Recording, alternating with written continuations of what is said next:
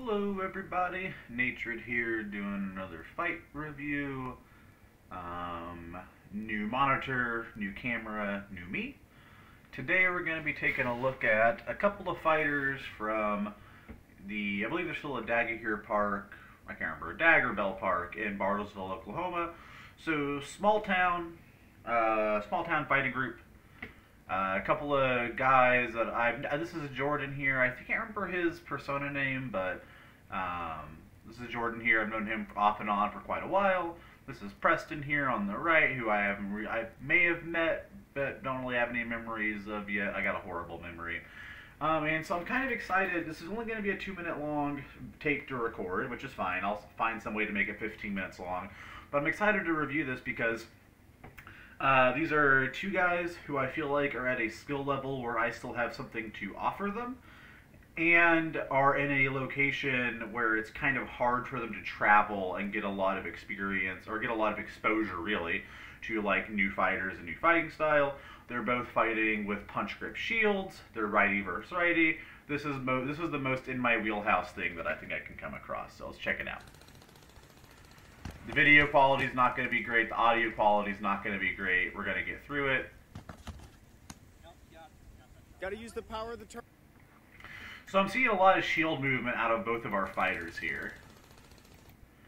Like, at least this is shield movement with intention. Like, this is shield movement designed to pry your opponent's shield down, you know? From our just, let's call this a tower shield. It's kind of small to be a tower shield, but our rectangular shield. Like, this is one of those things where it's like, you know, I can tell you that I personally believe that this kind of like trying to shield pry, this exact style of trying to shield pry is not good. But let's just take it for what it is.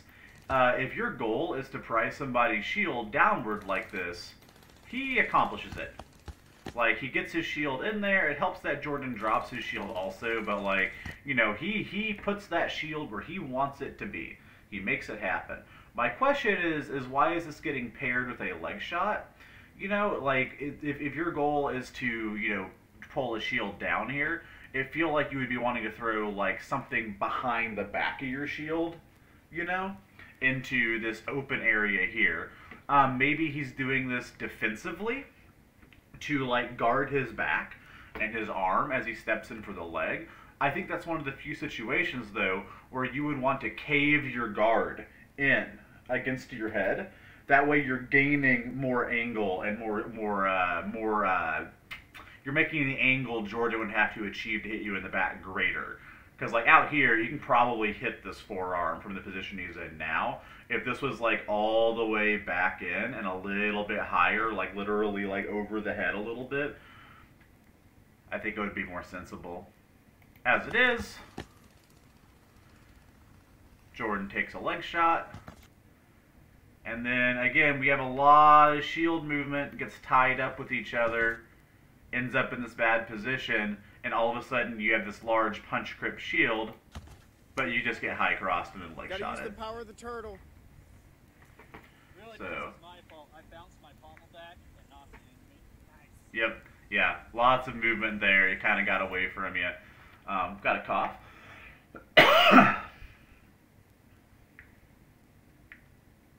Sometimes my mute button works and sometimes it doesn't. Anyway, so I think one of the first takeaways I would give these guys is like, focus on moving your guard less. I've talked about ways to do this before. Let me get the leg stab.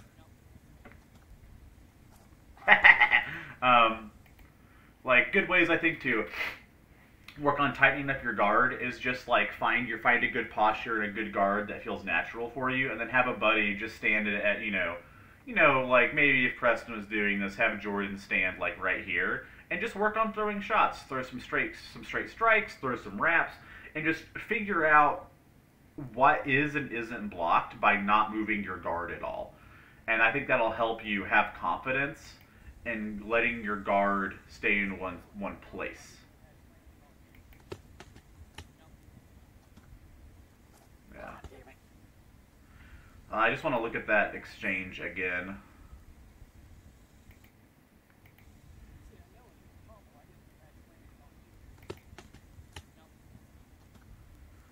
still a lot of shield movement out of both sides, picks up the leg, and now this is always tricky. I'm always interested to see how fighters respond to that, and he just gets trapped throwing these crosses, or Preston does.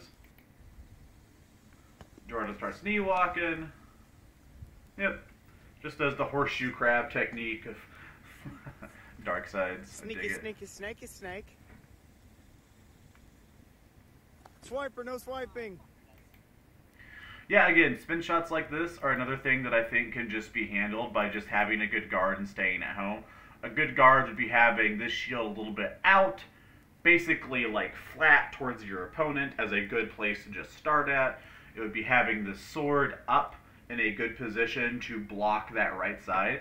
I always think about my shield as basically covering from my right nipple over. This is like, this is shield territory. From right nipple on out, in my passive guard, unless I'm being forced to move and respond to something, this is going to all be sword. And so I want to keep my sword in a position where I can shut down that lane as needed.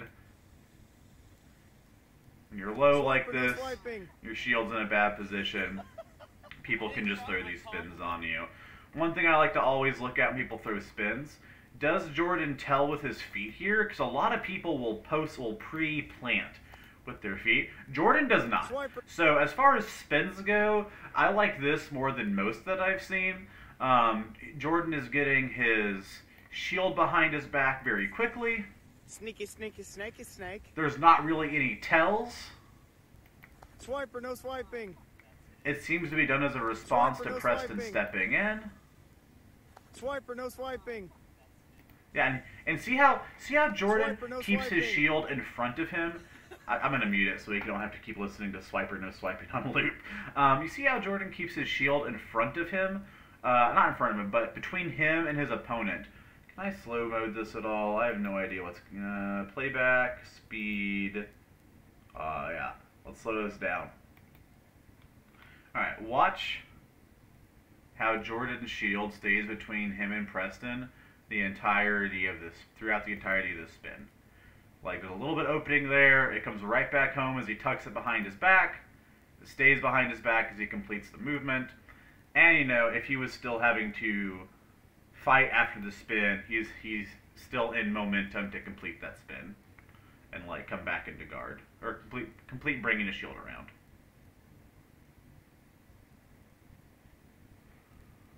It's like, we're picking the... Yeah.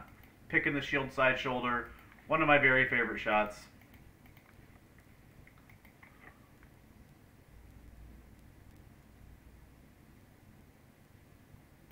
Yep, and this is a pretty basic setup to land it also.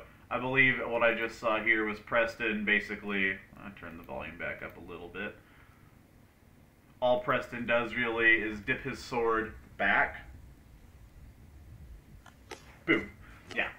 So, like, this backwards motion, while moving in, is a way to kind of, I think, trick your opponent's perception sometimes, because their brains, I think, is going to be processing two main, like, things visually. What your sword and sword hand are doing, and what your chest and head are doing. Like, what the core of your weapon thing is doing, and the core of your body thing is doing. And so if you're able to move one back while the other comes in, you're kind of cheating in some range. Like, you're cheating in some extra angle when you actually go to throw your shot. And so, again, wanting to watch this again, watching how Preston kind of syncs up the movement of the sword going back as he steps in, and that lets him kind of slide into range. Yep.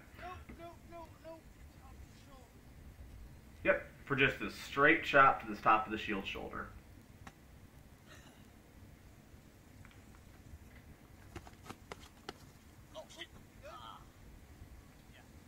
Been there, my friend.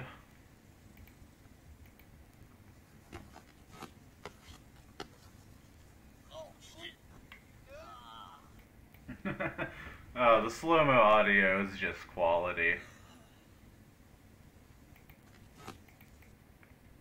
Can I frame by frame this? No.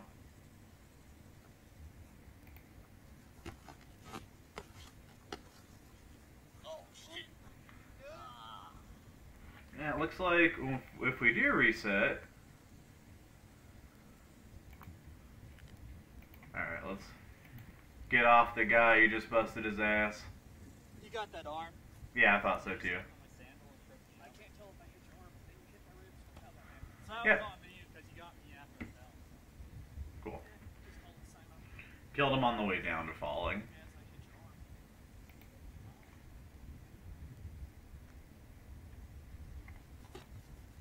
So let's talk about, like, fundamentals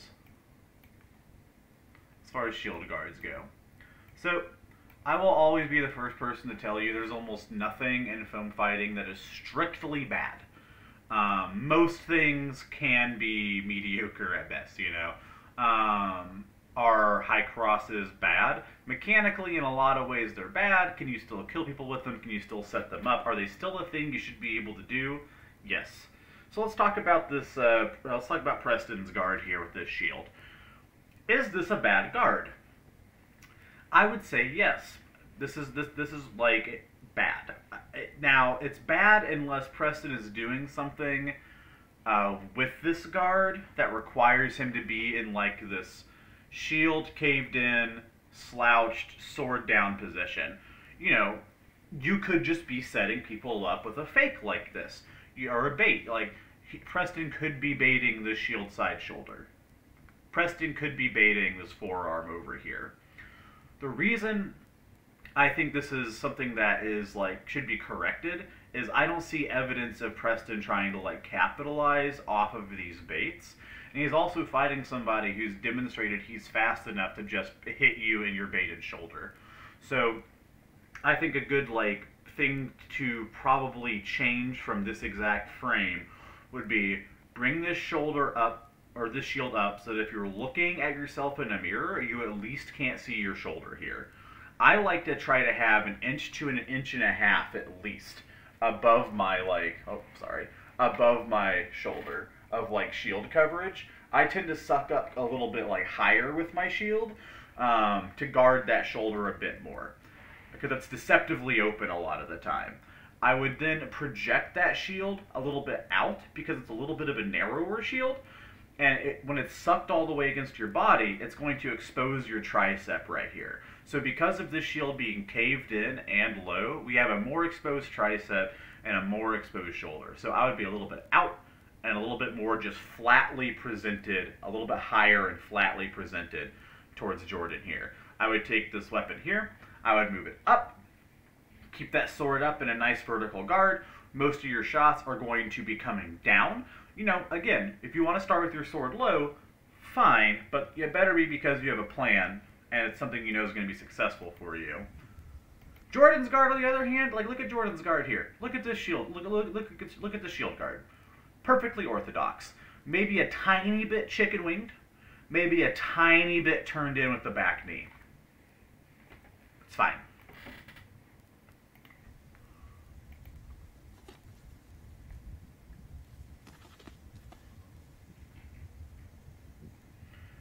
Yeah, looks like may have gotten stuck in the high crosses there.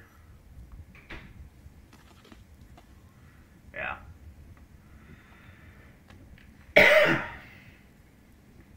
So like again, if you find yourself, don't try to be sneaky. If you find yourself high crossing over and over and over again with somebody, be the first person to do something different.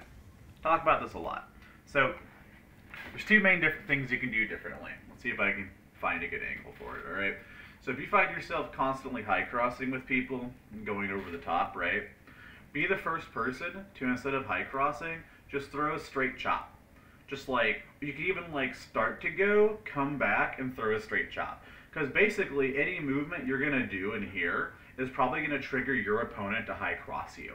So you can do something, just get them going, and then instead of actually throwing this big, deep, high cross, just throw a straight chop and hit him in the forearm. Or you can do my favorite thing, which is hard to do here, like while I'm sitting down, but throw that dark side that goes behind your shield and comes up vertically and hit him in the forearm as they try to high cross you.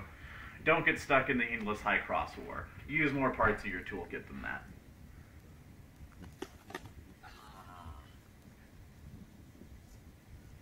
Yep, arm for an arm, Agreed. Yep, and again, not a bad thing to have your sword posted as high as Preston's is here, if you have a plan for it. If this is like, if this is bait, you know, if this is bait, then I would plan on Preston reacting to this like obvious, you know, the shot. If like this was bait, Jordan did the thing you were trying to bait him to do, and you just let it happen. So this is your guard.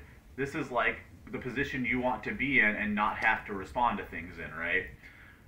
So if this is going to be your guard, I don't think it's a good place to be. Take this sword, bring it down, tilt it forward a little bit. You want your pointy end pointing at the guy, you know? But yeah, up here, you're all the way back. It's easy, even if your opponent isn't thinking about it, it's pretty easy instinctually for them to realize your shots are going to be coming. Like, if I'm cocked like this, I'm definitely going to be throwing like that, right? I'm not going to be back here and really, like, often decide to go, like, where? Like, no, I'm going to probably be, like, chopping you. If I'm just, like, presented, so the difference is, like, if I'm cocked back here up over my head, you know, it's obvious that, like, this is going to be my motion. If instead, like, so, if I'm cocked back over my head, this is going to be my motion. Instead, if I'm, like, posted out, you know, like, it's much harder to tell where I'm going to go. I can go in, I can go straight in without rocking back, rock side to side, you know, cock back, do whatever, do little circles, whatever you want to do. So, I don't think being cocked back here is the optimal place to be.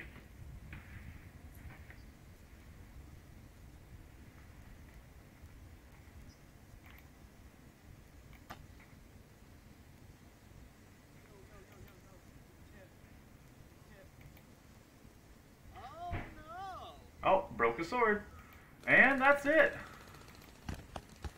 Well, I appreciate you guys watching. And I'll have another video up soon.